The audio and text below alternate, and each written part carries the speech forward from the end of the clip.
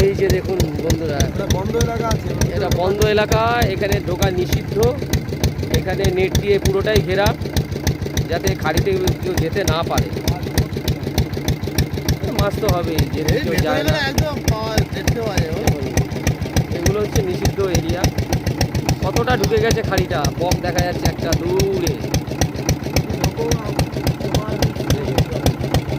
অসাধারণ খাড়ি, দারুণ। পাড়গুলো ভেঙে ভেঙে পড়ছে না আস্তে আস্তে, মানে জঙ্গলটা ছোট ছোট হয়ে যাচ্ছে আস্তে আস্তে। নদীর এমনই একটা সিস্টেম, নদীর এক কুল ভাঙে এক কুল করে। ওই যে আমরা যেদিকে গিয়েছিলাম ওদিকে দেখছিলাম সেই পলি জমে ইয়ে হয়ে যাচ্ছে, ওখানে আমার গাছ পুঁতেছে।